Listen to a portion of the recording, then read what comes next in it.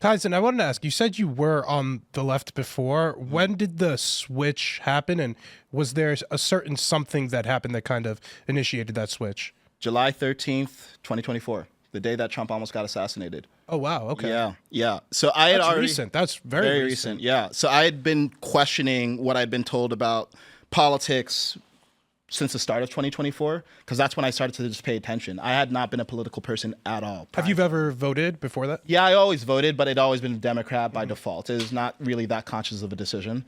And the first thing I noticed actually was when Trump got hit with the felony charge. And I saw how excited people were. And I also saw that people didn't know what they were excited about because no one actually knew what the felony was for. And when I actually looked into the case, I realized, okay, first of all, this thing just doesn't sound like a felony to me. Just intuitively, him paying $100,000 to a porn star doesn't actually bother me ethically at all. And that seemed like pretty normal politics. Like people get endorsements or they pay people to be on their side. And if he cheated on his wife, that's an ethical breach. But the act itself didn't bother me. I was like, why is this a felony to begin with? And I looked at the broader pattern of it felt like for every single week, even after Trump was out of office, there was a new story about a subpoena or tax documents. And then I thought, wait, the terminus of all of this is this? Like, that's what he's getting hit with a felony for? Not all the things that you said he was doing in business? And then I started to realize, hey, people are being emotionally led rather than logically led. And they've already made up their mind about this guy. So they concluded everything that they hear about him that's negative is true. The second thing was when I saw Biden senile on the debate stage. And it's like, Tim was talking earlier about honesty and subjectivity and objectivity. It was just objectively true. The guy was not well possessed of his mental faculties. And it felt like I was being told not to believe my lying eyes when I saw that the guy he's clearly early onset dementia or something. And then I realized, okay, I don't trust Trump yet, but I definitely don't trust the Democratic Party. I definitely don't trust these people who are telling me that our president is sharp as a tack. And I was just concerned, like, who is running the country then? Like, this guy is negotiating with world leaders. And then I was honestly still scared because I had so much conditioning. And remember, on the left, believing that Trump should run the country, it equates you with being a bad person.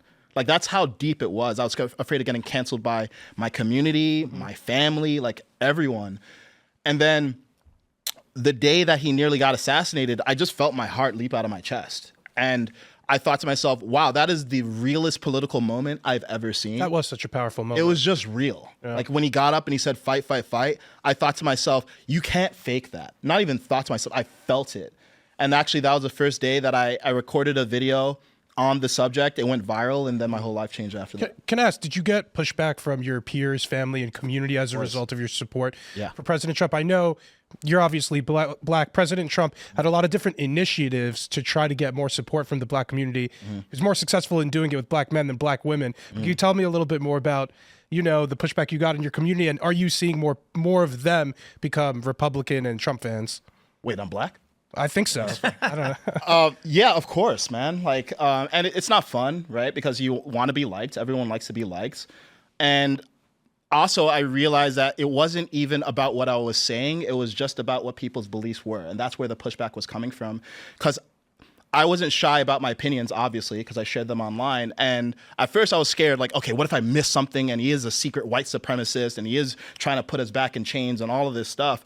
And consistently, the arguments that I saw were emotional arguments. They just weren't very good. And I knew that I did my research. And actually, one of the interesting things is I think this political awakening that I had and many other people are having is only possible now.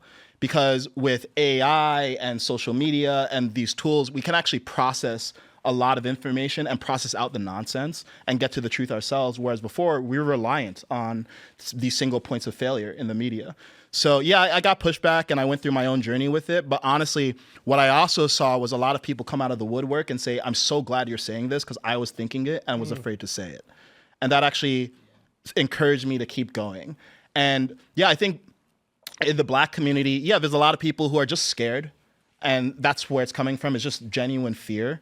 And I understand where it's coming from. But I'll remind people, before Trump got into politics, he was the man in every community. Black people loved him. He was friends with Nelson Mandela and Mike Tyson and Michael Jackson. And like this whole Trump is a white supremacist thing was very new. It only happened after he got into politics.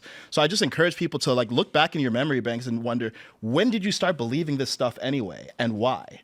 Because if Trump didn't get into politics, I think he would still just be the apprentice guy, the picture of the American dream, and someone that people looked up to like before. But has his efforts have been paying off in the black community, do you think?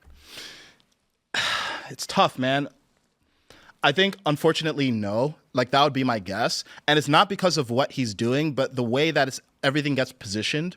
Like, for instance, when we talk about DEI, anytime people think DEI, they think DEI pro-black people, removing DEI anti-black people. When, of course, there's nuance to that. I think that a lot of these DEI policies have actually been harmful to black people. I think this whole idea of a DEI hire has come from black people being promoted because of the color of our skin. That's not helpful for black people. I think it's actually belittling. I think it's disempowering to think. I want to ask about something more specific than the DEI, because in the way it manifests, because I wanted to have something tangible here, like affirmative action. So, for example, some black people have argued that it's actually harmful. I feel like Thomas Sowell's actually argued that, or who's the Supreme Court? Clarence Thomas actually wrote about this in his book, that when he went to college and when he went to law school, he believed that everybody looked at him differently because he thought that everybody only thought he was there as a result of affirmative action. But others say that no, black people were dispossessed and they actually needed this leg up and statistically couldn't compete as well and were underrepresented in a lot of these colleges and in positions of power and wealth. So, like, do you understand those two arguments? And what do you think about the... Yeah, so I actually went to Harvard. I'm black. I'm also first generation. So I'm in this interesting position because a lot of the black people who are supposed to be getting help by these policies are not first generation immigrants. They're descendants from slaves way back. Me, I don't have that trauma in my lineage. I don't see any reason why I need affirmative action. But in America, it's like, oh, well, you're black, so you need a leg up. So when I went to Harvard, it's like, I like to think I would have gotten in no matter what, but I don't know. Did you have some imposter syndrome and feel as though others didn't think you belonged there as a result of affirmative action and DEI? It's always a question. I don't personally feel like I didn't deserve to be there, but it's always a question. And I know people some people are thinking it. And I'll actually tell you a funny story. After I made my shift from the left more toward the right, I consider myself independent, but you know how it goes.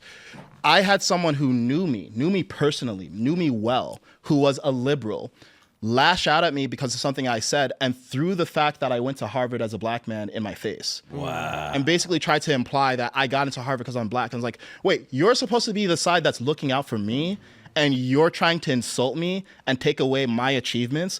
This whole worldview, it's like you do things that sound good, but I don't think they actually have a good impact. Now, do I think that black people in this country want help? Yeah. Would I like to see Trump help anyone who is in a position where they don't feel like they have opportunity? Of course. But a lot of these policies, they sound good on their face, but they actually have a psychological impact or a very tangible impact that's quite negative for these communities. I guess, do you think you'd have a different perspective if you were an African descendant of slaves as opposed to an African migrant, a first generation African migrant from Africa now? I might, but then the question would be, okay, well, why aren't we spending as much effort on the starting line for black Americans as we are on the finish line? Why is it that when someone is 18, they're just artificially shoved into an employment role or an admissions role that they just don't have as good qualifications at, rather than in K through 12, we're making sure that we're giving kids good education in inner city schools, or we're making sure that they're not being exposed to environmental toxins that are retarding their development. Like, that's what we need to actually do. But instead, we do the sledgehammer, most obvious seeming solution that doesn't actually solve the root causes of the problem. Absolutely. For the record, I agree with you. I just wanted to steel man the argument. You hit the nail on the head with a hammer. Yeah.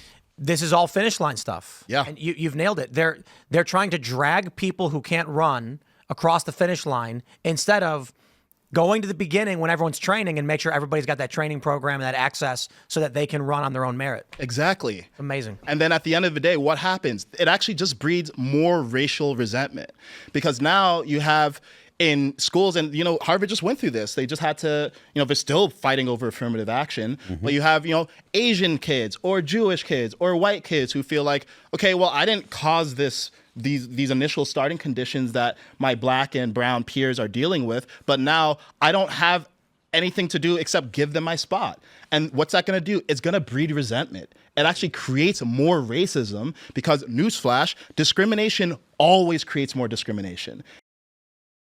So the solution to discrimination is equality, not saying, oh, because this group was discriminated against, we need to discriminate against this other group to get something back to them. It just keeps on going in cycles. So the only way to stop this is with principled approaches and figure out, hey, how do we give the people who need the help that they need in the ways that they actually need it early, not at the end here. Yeah, absolutely, spot on there. But then what we end up with is a Democratic Party that doesn't want to solve a problem. They want a wedge issue they can continually use. So they need to do half measures that make it look like they're doing something. Affirmative action. Yeah, we'll get you into college. See, look at all the great things I'm doing for you. But they don't actually want these problems to be solved. They don't, the Democrats love that Roe v. Wade got overturned. They're like, wow, we're going to be able to, we have a wedge issue now for every election. They could have codified Roe v. Wade anytime they wanted. Whenever they had during Obama, they could have done it. They didn't do it.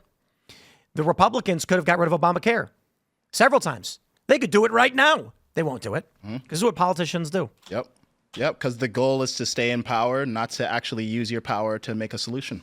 Thanks for checking out this clip from Timcast IRL. Make sure to watch the show live Monday through Friday at 8 p.m. Subscribe to this channel, and we will see you all there.